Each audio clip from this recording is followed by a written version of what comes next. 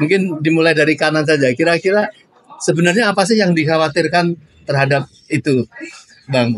Ya, biasalah. Kalau kita lihat kan sekarang ini rezim ini kan selalu melakukan cawe-cawe ya, selalu melakukan cawe-cawe terhadap apa saja ya gitu. Jadi mulai dari kemarin ketika ada teman-teman FTA itu bikin acara di Kemang, dan kemudian malah waktu itu dengan sangat brutal ya bubarkan, itu kan luar biasa. Tapi kan teman-teman juga nggak bubar waktu itu. Habis itu justru bikin press conference. Nah, kita juga kemarin karena sudah diumumkan, dan meskipun agenda kita itu kan sebenarnya silaturahmi, tapi memang tidak bisa dihindari, Bang. Silaturahmi itu nanti akan mengkristal dan akhirnya akan menggulung. Ya, kalau istilahnya si Fufafa ini bagaikan bola salju yang turun dari atas gunung gitu. Seperti landak. Padahal landak tuh nggak kayak gitu. Itu kepikirannya kan sesat juga. Nah, jadi pemerintah mungkin, atau rezim tepatnya, itu mengkhawatirkan akan terjadi eskalasi masa yang besar. Tapi menurut saya eskalasi ini memang akan terus membesar, karena ini memang sudah sunatullah ya, sudah suratan yang nantinya harus terjadi. Karena seperti kita lihat dalam rezim ini setahun terakhir terutama ya, saya sih lihatnya sudah semenjak awal itu kan masyarakat baru merasa gitu. Dan kita sebagai civil society itu kan mengingatkan, dan kegunaan dari forum 14 Oktober besok itu kan kita sama-sama kita bersatu untuk menegaskan itu, bahwa meskipun nanti tanggal 20 Oktober itu akan ada pergantian pemerintahan, dan biasanya memang rezim yang sesudahnya itu menganut asas dalam tradisional itu mikul dur mendem jero. Mikul dur mendem jero itu meninggikan yang baik-baik, menghilangkan yang tidak baik. Tapi menurut saya tidak adil juga bangsa ini kalau seseorang yang sudah berbuat salah selama bertahun-tahun itu dibiarkan. Gitu. Karena Bung Karno pun mengalami dulu. Ya, Bung Karno itu kan mengalami apa yang disebut bukan mikul dur mendem jero.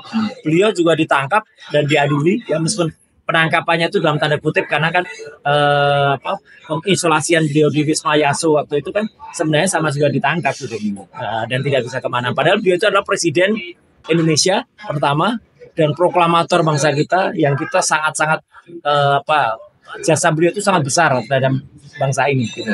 Dan akhirnya terjadi. Nah, memang Pak Harto tidak sempat dibegitukan, karena memang Pak Harto memang sempat diadili tapi kan tidak selesai ya gitu sampai dengan beliau wafat. Gus Dur juga meskipun beliau itu di-impeach waktu itu, tapi kan juga setelah itu turun no problem. Pak Habibie juga pidato pertanggungjawabannya ditolak ya.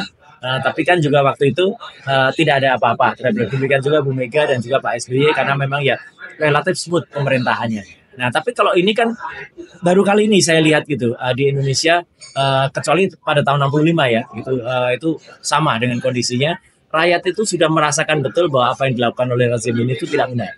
Jadi ya nggak adil lah rasanya kalau seseorang yang tidak melakukan hal dengan tugasnya, kemudian dibiarkan bebas saja dan kemudian hanya dilupakan. Jadi makanya itu yang dikhawatirkan, jangan-jangan kita memicu ke arah sana. Tapi menurut saya ya apa salahnya, karena kita kan mengingatkan masyarakat untuk menggunakan logika dan akal sehat saja. Gitu. Jadi sebenarnya kalau orang selalu menyebut Mulyono itu sebenarnya dia ada kekhawatiran nggak? Ataukah waktu pertemuan dengan Prabowo terakhir itu sengaja di-expose gitu ya? Ya, sebenarnya saya bukan ahli baca wajah ya gitu. Tapi jelas betul bahwa sebenarnya sikap terakhir dengan selalu melakukan pengesahan, misalnya kemarin meresmikan IKN ya, istana, kemudian yang satu dipaksakan tapi belum selesai, terpaksa Pak Prabowo nanti yang akan meresmikan, terus kemudian kemarin ketemu dengan Pak Prabowo ya gitu, dia itu kan tampak betul bahwa dia pingin mendapatkan kayak perlindungan. Bahkan anaknya kan si Kaisang ya, itu kan justru akan mengatakan kalau ada apa-apa yang ganggu gitu ya, gitu, ganggu Prabowo maksudnya. Itu kan maksudnya supaya pesannya ya supaya Prabowo melindungi ayahnya gitu loh. Jadi tampak betul sebenarnya kekhawatiran dia. Tapi ya makanya sekali lagi kita berdasar pada prinsip equality before the law saja. Jadi kalau semua orang tuh harus sama di hadapan hukum, dan itu dia katakan sendiri. Setiap orang sama di depan hukum. Jadi kalau ada kesalahan ya dia dulu. Ya baik. Ya, masalah itu kita kan tahu bahwa tentu Bang Roy mengungkap masalah Fufafa ini bukan karena kebencian, itu yang tidak boleh difitnah ya. rakyat dan tahu, karena Bang Ro juga tahu bagaimana kerusakan yang luar biasa, dan nampak malaikat ini kayak pemberi bantuan ya. Ini para youtuber, para wartawan itu mau mengungkap bagaimana ini kan tidak bisa tahu-tahu ada buku Fafa itu yang nampaknya amunisi dari malaikat untuk membantu rakyat yang dibawakan oleh Pak Roy. Ya, inilah sebenarnya yang kita sebut sebagai sunatullah. Artinya sudah garisnya atau sudah waktunya, wis wayahe gitu, atau sudah saatnya kalau istilah yang sering kita dengar. Karena sebenarnya kalau memang sudah waktunya, apapun yang dilakukan, rekayasa apapun ya pasti akan dilawan atau akan mendapat perlawanan dari atas, dari Allah Subhanahu wa taala. Yang terjadi dengan Fafa ini kan sebenarnya sederhana, ya gitu. Dulu memang itu dilakukan oleh sang wapres terpilih, ya gitu, dan itu meskipun sudah dilakukan 10 tahun yang lalu atau bahkan sudah sekitar 5 tahun yang lalu, tapi kan jejak digital itu kan nggak mungkin hilang. Nah, ada upaya untuk menghapus jejak itu, tapi kan teman-teman netizen peserta ini kan yang luar biasa. Mereka saling menampilkan, mereka kolaborasi, koordinasi yang luar biasa bagus, dan mereka tanpa dibayar loh ya. Mereka itu melakukan identifikasi, melakukan investigasi yang luar biasa, dan itulah muncul data-data yang ada di mana-mana. Nah, saya kan kemudian merangkum semua data-data itu menjadi sebuah information. Ketika information itu kita sajikan dengan bagus, itu kan menimbulkan satu pengetahuan bagi masyarakat, menimbulkan satu knowledge bagi masyarakat. Nah, itu baru kemudian masyarakat berbahaya banget ya calon pemimpin kita kalau kayak gini. Nah, baru di situ harusnya wisdom yang terbentuk, kebijakan yang terbentuk itu bisa dimanfaatkan baik oleh aparat hukum atau minimal oleh KPU atau minimal oleh wakil rakyat kita ya untuk melakukan tindakan terhadap sang Fafa gitu.